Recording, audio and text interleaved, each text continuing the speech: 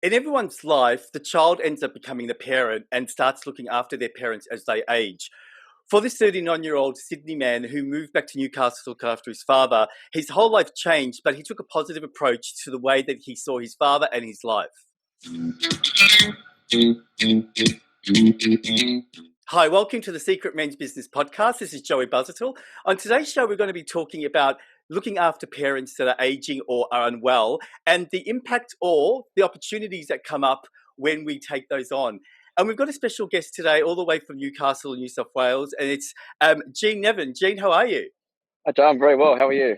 Good, mate. Thank you for taking time to talk to us. I mean, you're normally I know the person that I interview a little bit, but I don't know you at all. So I sort of saw you on Facebook and I wanted to interview you about something else, but actually our conversation led us to this topic. So before we start, I guess, do you want to tell us a little bit about you, about yourself, maybe where you've come from, what you've done?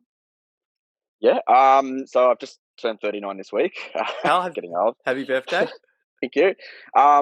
So I grew up here in the Hunter Valley, in a small town called Greta, which is about 30 minutes west of Newcastle. I've lived in Sydney most of my life after I sort of left here, and then I decided that Sydney was just too small, and I decided to move to the UK.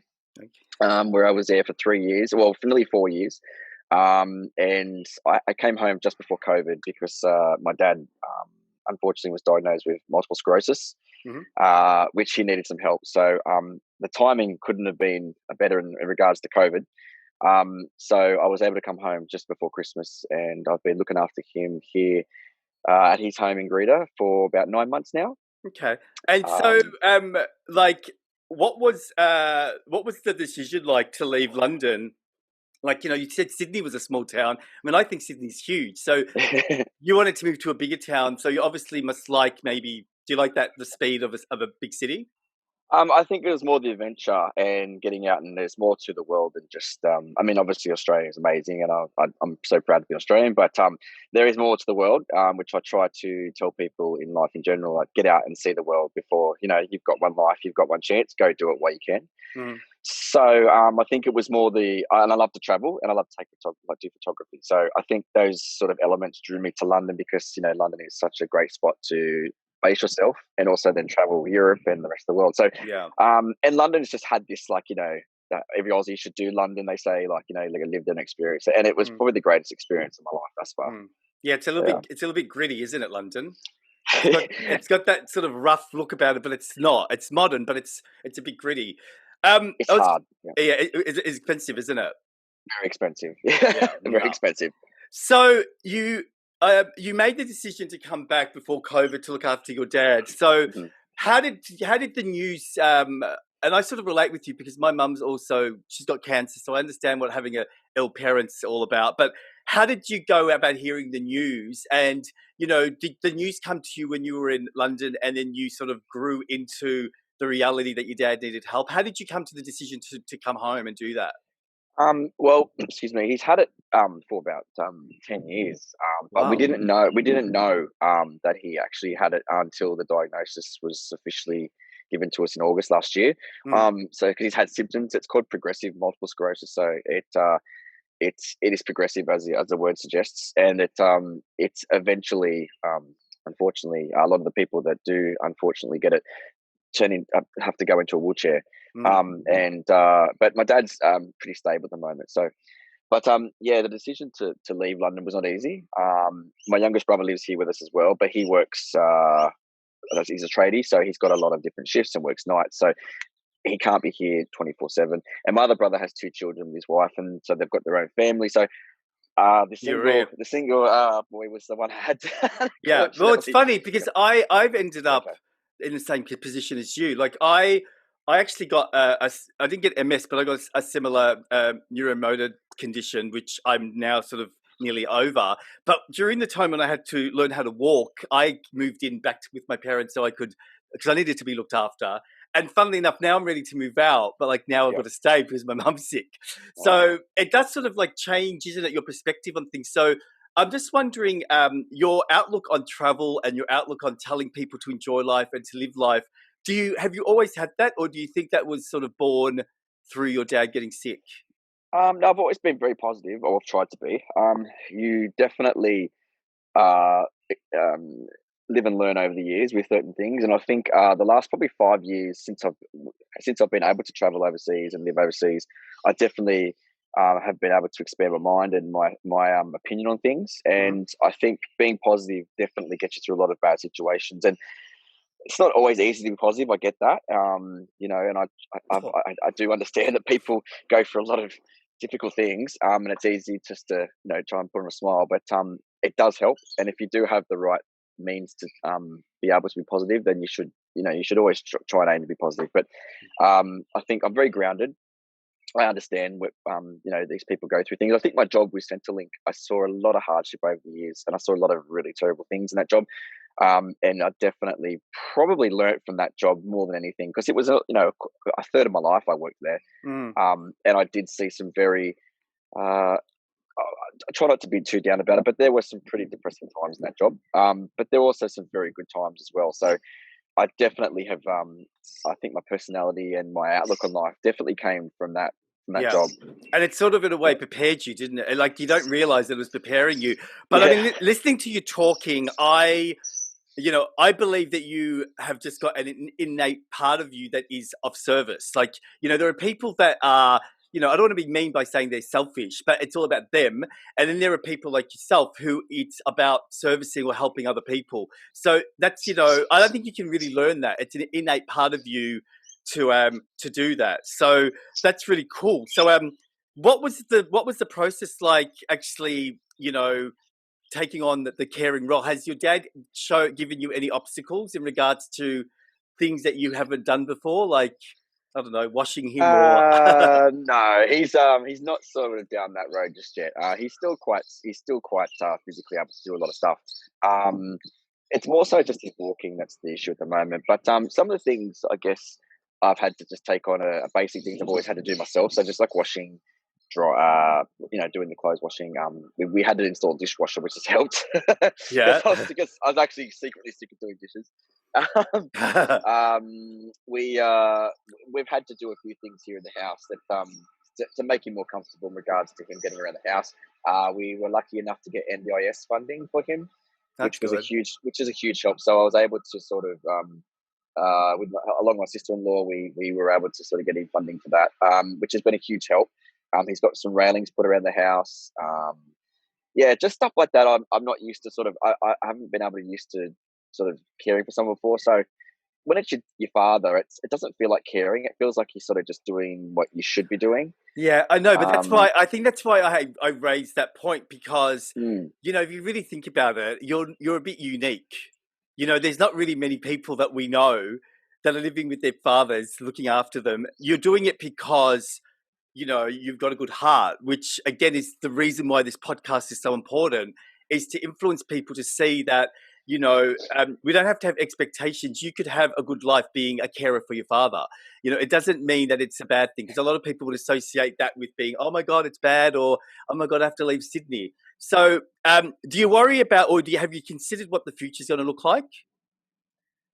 um, yeah, Like, yes and no. I do sometimes. Like I'm just like everyone else. I guess I have down days where I think to myself, "Oh, what am I going to do? I'm a bit lost at the moment. Am I having a midlife crisis?" um, but I mean, I don't see it so much like that. I think there are people, and I do understand that people going for a lot more than I am, and my dad is, and I am very grateful that we are still able to relatively live a pretty normal life still, even through COVID and all this kind of stuff. Yes, I do worry a little bit sometimes, but I know that I'm not too far away from him. yeah.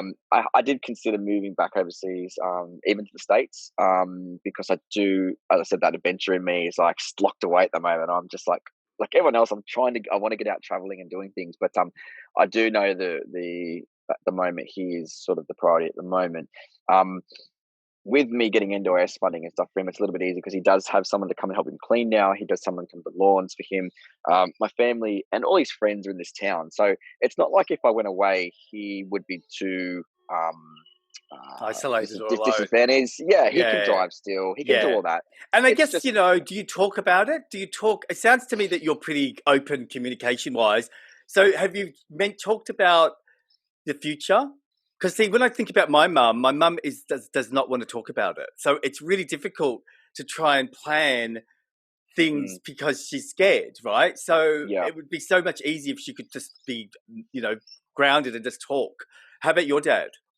Like anyone else, I think he doesn't like to admit the fact that he does have a disability, and I think that's one of the biggest problems is get over that hurdle. Like, I mean, no one really wants to admit there's something wrong with them in any capacity. So, my dad's a very proud man, like most people are. He doesn't like to admit that he needs help and stuff like that. So, I think that's the biggest issue we have at the moment is talking about getting him help with things, getting him, the right help he needs in regards to getting chiros and nurses and different things that will come and help him. He doesn't like the thought of a walking stick or a wheelchair. So when we talk about that for the future with him, it's really difficult. And I am not in his situation, so Yeah, I don't sure. understand him. Yeah. But yeah, it's I can difficult. empathize with him because again, when I was in the wheelchair, it's weird because one minute you're walking, the next minute you need a wheelchair or a walking stick. So it's sort of like what you were saying earlier. It's all got to do with that positive attachment. Like if you think that you are going to be,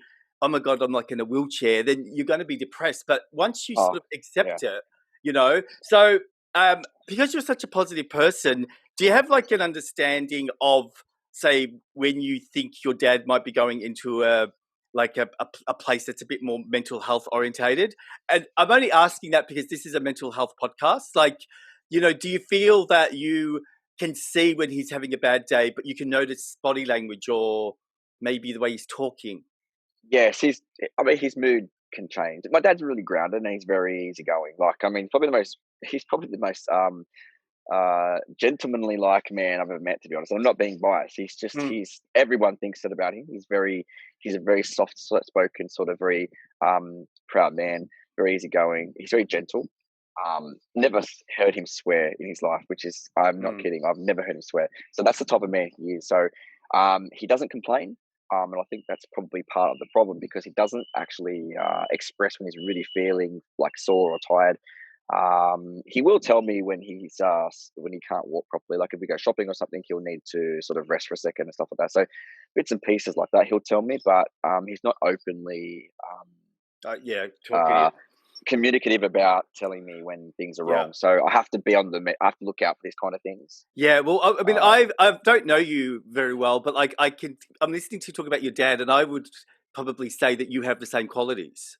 That I would say, you're a big muscle man, but you're gentle. You're caring and all that. So, I mean, the only advice I would give you in regards to that subject is to be open to um, slowly bringing conversation in because it really helps to talk rather than to bottle up, and especially men, because you are right. There's a pride thing. Like men have mm, this issue, and then it escalates, and then sometimes it's hard to get out of it.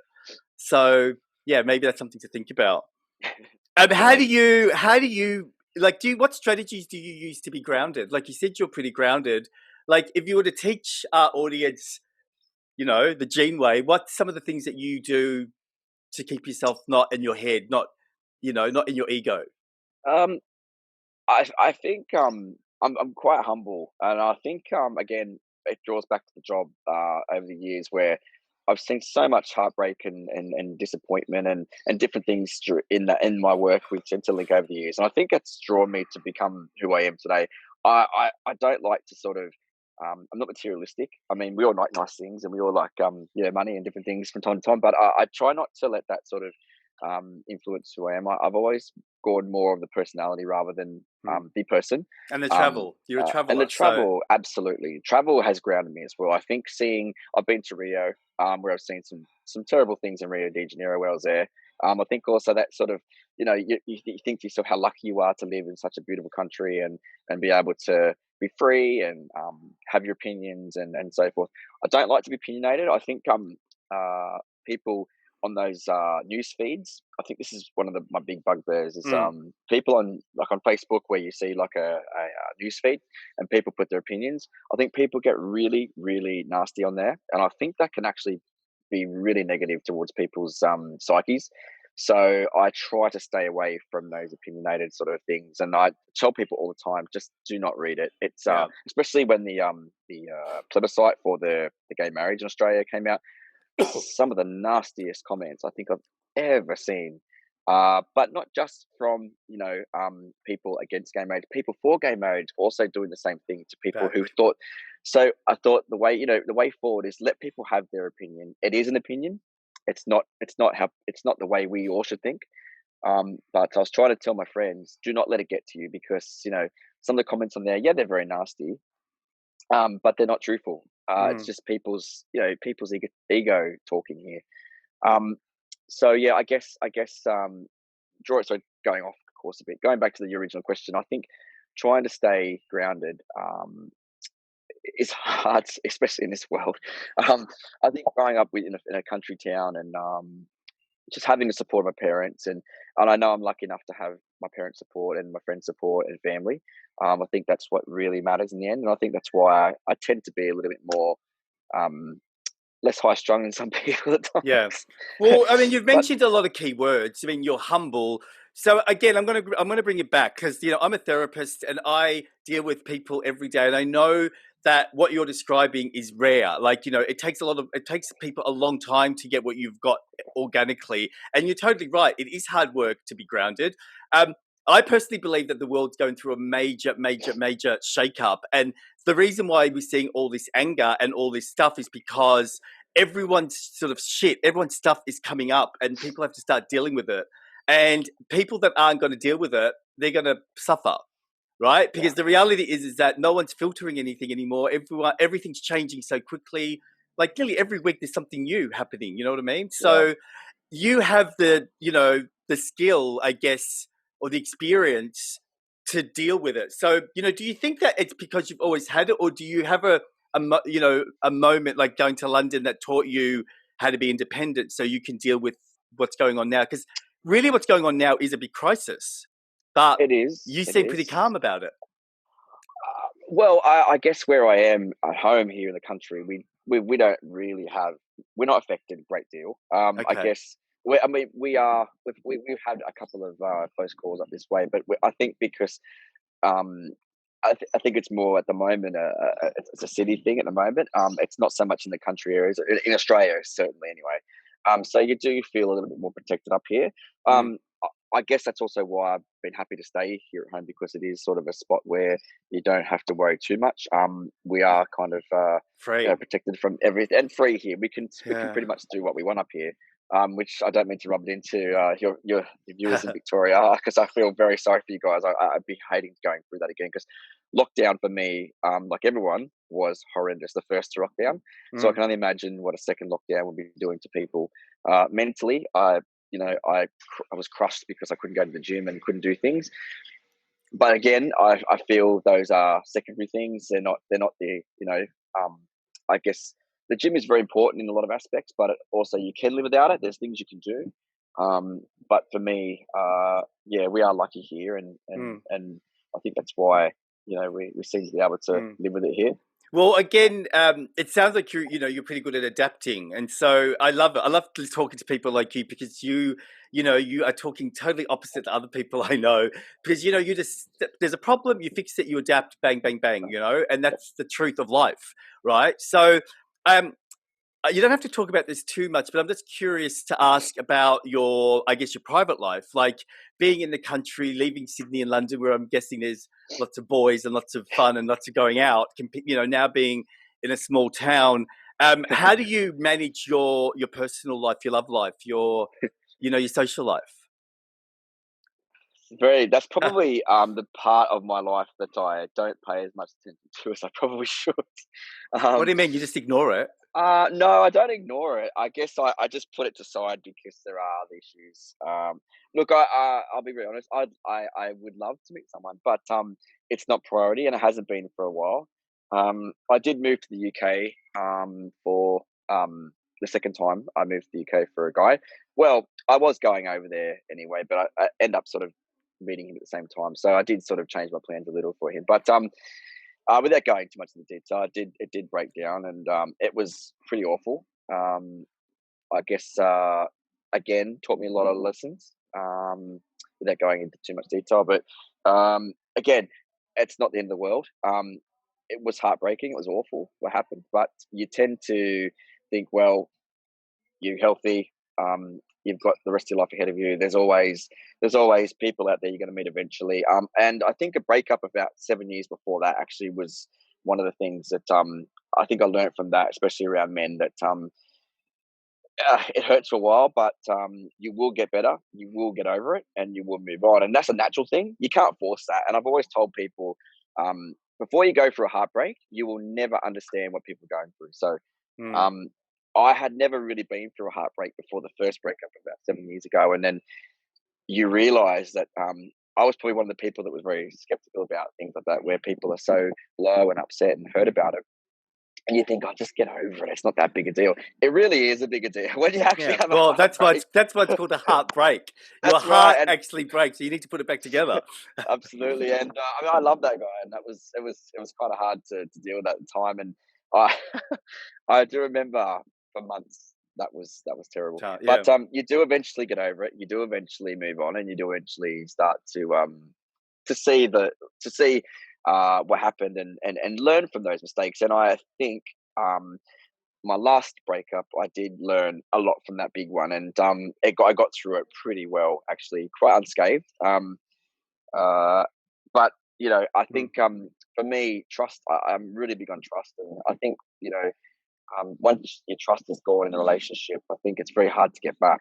mm. So So what about where you are now? Like, do you feel like you're sort of, I mean, this is terrible. I don't mean to say this word, but like, no, no, no. are you sort of like in limbo in regards, because you're using words like, I'm focusing on other things. I've put that on hold. So you're very grounded. I mean, I really think that you should study to become a therapist. You've definitely got the skills to do that. But you know what I mean? Like, so you're also really in touch with acceptance. So you move there, you know that it's not Sydney or London, so you just get on with it. So I guess is that's what's made it easier for you rather than walking around every day saying, "Oh my god, I'm lonely. I've got no one to meet." You know what I mean? Uh, yeah, I think, well, I guess I keep in touch with a lot of my friends on Instagram and Facebook, which kind of helps a bit too, because you don't feel as though you're that isolated. And I guess this age where, we were in lockdown, we had all these instruments like where we could talk to people. So, you know, back in the 20s and 30s when they had all these issues, if we had been in lockdown then, it would have been the end of us, wouldn't it? Yeah, yeah, Um, yeah. so I guess communicating through my Instagram and Facebook and whatever else I've got to use, lockdown really isn't so bad. Well, the second Yeah, one, I guess, Victoria is pretty awful. But totally. the first one, where we were all like, "Oh my god, what are we going to do?" We still had each other through means of communication. So, um, I guess it wasn't so bad. But There's ways to do it. Like, yeah, yeah. so I don't feel isolated here, and my town now has a McDonald's, so I'm really not that. It's really not the end of the Oh world my here. god. And I mean that through coffee. I can go get a Yeah. coffee whenever I want to. So, Yeah. the years growing up Can here, I ask you like a really, oh my God, this is so personal, but like, are you like the only gay man in the town? this Or town is. do you know, can you sort of smell them out and know that there's one or No, two sprinkled around? there's a few around this area, but it would be, well, few and far in between. I'm in a town of 4,000, so the area itself, like the Hunter, is quite big. But Newcastle is where I guess most of the gay guys that I know are. Up here, I tend not to meet sort of, well, not there is that many here, but I wouldn't sort of meet anyone in my town anyway. It's not because I'm a snob or anything. It's just that I just don't really Yeah, feel yeah. that Well, sort it of the, sounds like it's you're it's a just small town. happy. You're just happy just doing what you're doing, which is great. It's like there's no need or reason for you to worry. Let's touch upon then your Insta famous influencer. I know that you say that you're not famous on Instagram, and I'm just teasing you, but I noticed that's how I met or got to see you on Instagram, and you've got a bit of a modelling career going on there. So really cool photos, and I guess a really good way for you to channel any creativity or whatever you want to do. So tell us a little bit about what your social media profiles mean to you, and having those thousands of people follow you, what message are you giving them, or what's your driver for that? Oh, that's a good question. Look, I am certainly no model. I don't pretend to ever have been or ever will be. I will post some pictures with this podcast, and we'll let our audience decide. I think more so, and I'm being very honest here. I think more so, my creativity is how it may look like I'm Yeah, even even close yeah. to what I'm not. And I think I enjoy taking photos. I enjoy taking photos, not just of myself, which it might look. My Instagram might suggest otherwise. But I'm a nature photographer. I love nature, and I love the environment, Have and you I got like like taking. have you got a profile with those photos? I haven't, but I do. My Facebook is more so for my travel side of things. I tend to keep my Instagram, my personal sort of thing. I have a little bit of fun with Instagram. Facebook is where majority of my family and friends are. I've got a lot of older family members, a lot of older friends and family. So I tend to keep it G rated. Not that my Yeah. Instagram is R rated, No, it's not but R-rated, but it's um, it is. Do you want to? I guess I can do it, or you can do it. Like, do you want to describe to the audience what your style of photo is on your Instagram? Like, what are you? What's the? Yeah, do you want me to do it? Would that make you less embarrassed? no, no, no. I'm not. I'm not. I'm certainly embarrassed. I'm just trying to think of a way to put it. I try to be maybe an M rated, if that if that makes sense. But my photos are very mixed, so I try not. I mean, I think people get really sick of just shirtless photos all the time, and I think as I've gotten my Instagram journey, I've realised that anyone can have a decent body, and anyone can put a Yeah, nice photo up of there. So I've tried to totally sort of agree. go on the journey of being a little bit more creative with my photos. And if you see what I've done on there, I've tried to sort of take, the odd sort of naked photo, but not naked, if that makes sense. In the backyard with me Yeah, standing there they're in front of. tasteful. Yeah, I try to But be the try to be a bit thing of fun. I love that. I mean, like I love seeing you've got a great body and you are like I'm not come on, you need to own the fact that you're a tease. You're really good at the illusion of look what I've got, but I'm not going to show you everything. So that's good in regards to the selling of it. But what I really love about your photos is that you're so natural, and so it's as soon as you look at the photos, and it could be your style of taking photos. It's just you're welcomed in, and so you feel relaxed. Well, when you look at some of the other Instagram people's photos, they seem a bit jagged. Like I feel really anxious when I look at some of those photos because it's so manufactured and so not real, right? But your Yeah, photos are just you got a great body, but they seem real. yeah. Is I that mean, sort of look, like what you're looking for? yeah, absolutely. I mean, look, I'm not gonna lie either. I like most people put certain filters on just to make the photo look great.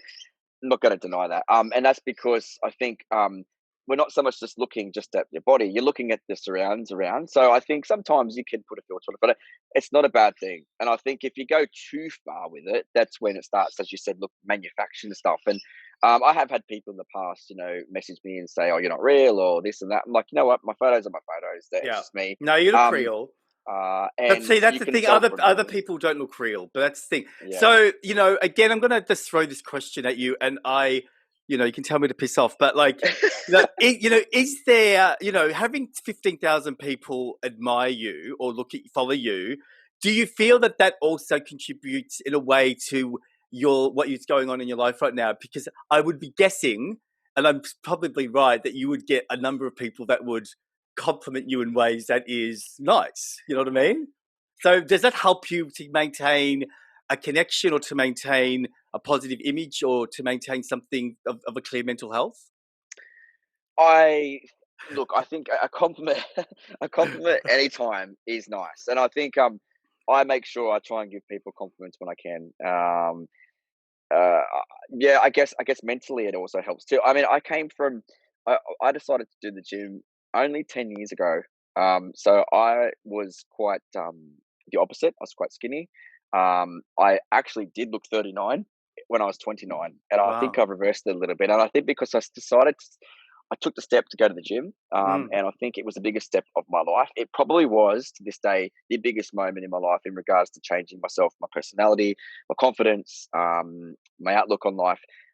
And I think also, I think this is one of the biggest cliches, I guess in the gay world. But you go into a nightclub and you stand there and no one looks at you. And I know it's not always about looks and body, but sometimes you just need to take the step to actually not only build your body, but your confidence and your looks. And I think that goes hand in hand with mental health and physical health. And Yeah, there Well, was and ones where, it's also a little bit of a problem with gay men. It's a gay shame thing, and I get it yeah, because I think a lot of gay guys go through that. Like, so was that like the big pinnacle thing for Jim? Was it was there something going on in regards to validation or in regards to, you know what, I need to take control?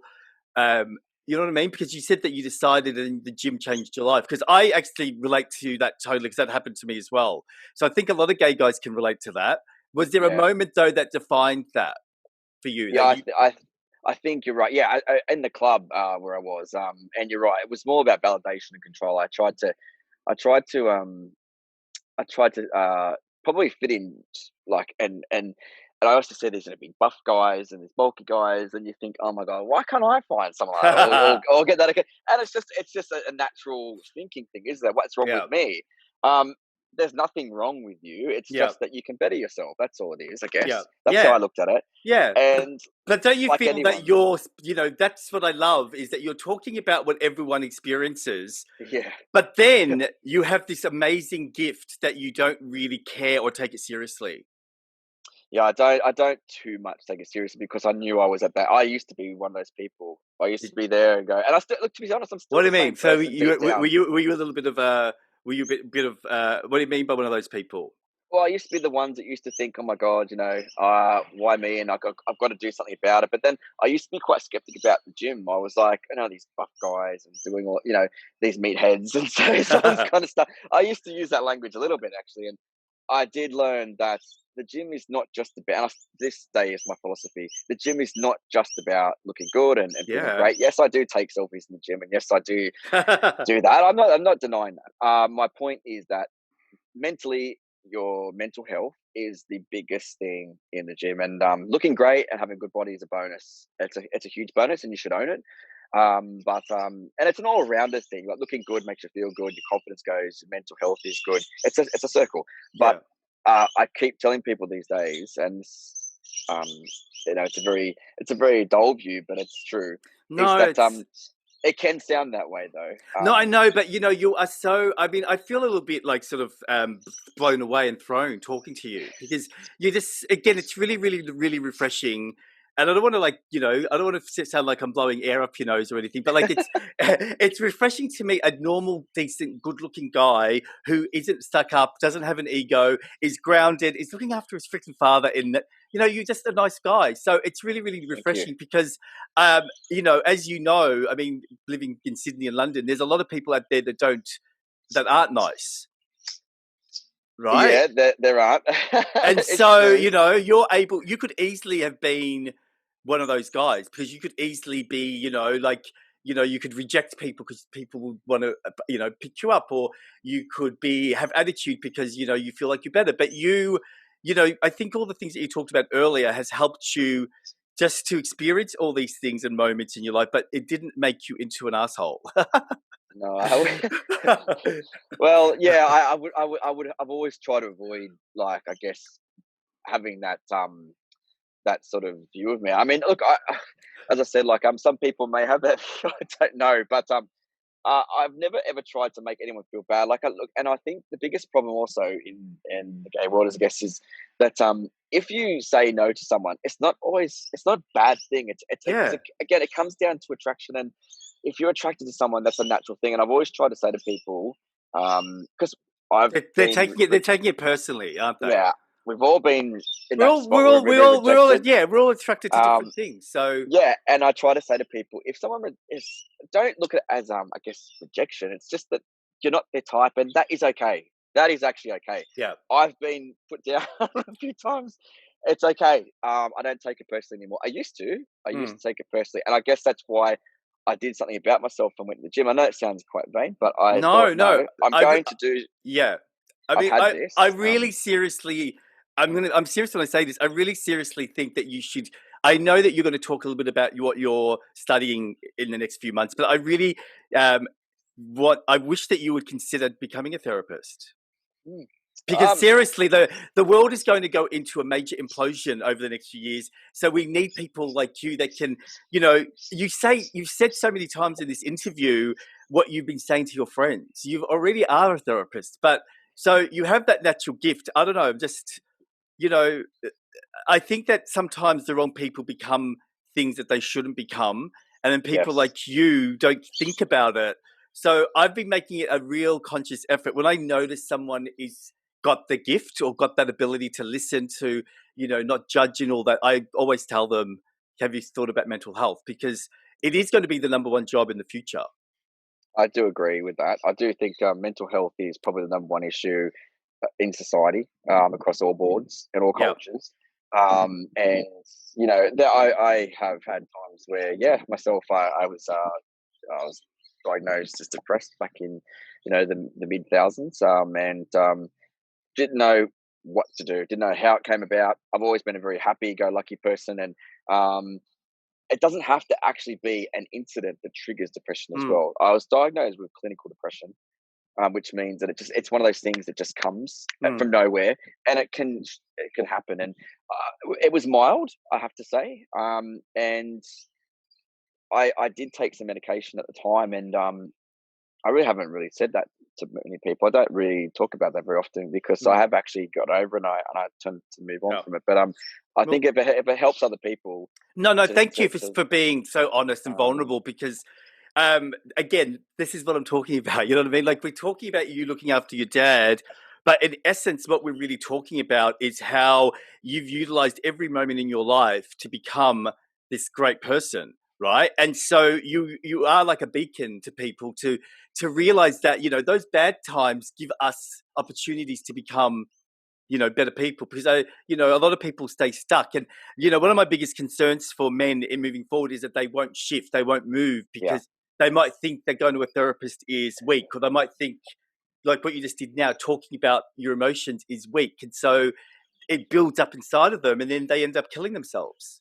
yeah, You know it's what I it's mean? a very difficult issue. Yeah, 100%. I mean, we've all been touched, I think, by people killing themselves, suicide. We've had family friends, um, have that same issue. Without going into too much detail, but we've all been touched by it. Yeah.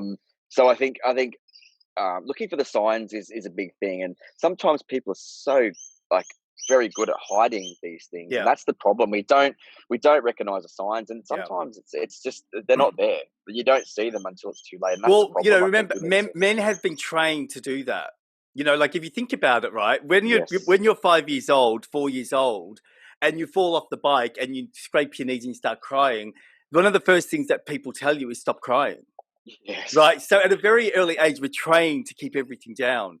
Yeah. Um, I could talk to you forever, but I know that we've gone over. But like, I just wanted to ask you just one last question. Like, so tell us a little bit about what you're going to study, because I guess that could also lead into other directions. What are you going to sort of pursue moving forward? Yeah. So I've been a bit sort of torn what I want to do and what I can do at the moment, in regards to work. So I've been off a little while now, obviously, dad and stuff, and COVID hasn't helped. But I have decided I did enroll for a personal training course. I haven't told anyone yet because it's Well, not you're telling you're 100% telling you're just yet. telling everyone There you go. now. Yeah. I thought I'd give it a go because it's something that I do. I love training. I'm very good at, I guess, helping people in that regard. So I've been told thousands of times you should do it, you should do it. So I did it, and I start Congratulations. in. Thank you. I start in November, and I guess um I would probably still look for something full time, sort of to keep on the side because this is a bit more of a backup thing. But I'll see where it takes me. It's Yeah. 11-week full time course in Newcastle. I start in November. I finish in sometime in, I think it's February, March, which will take me up to obviously mid early next year. So I guess obviously the opportunities will come once the course is done, and then I'll sort of reassess, I guess, where I'm at, and then decide what I want to do. So yeah, it's a positive step. I have to do something. Like I can't Good. stay sort of home Yeah. all day But every it's day. also utilizing your physical talent. But you don't you'll realize this when you start it, is that a personal trainer is a counselor. You They know, can, yeah, yeah, yeah. Everyone tells you absolutely, their problems. So yeah, it's gonna end up you're gonna end up using all those skills anyway. yeah.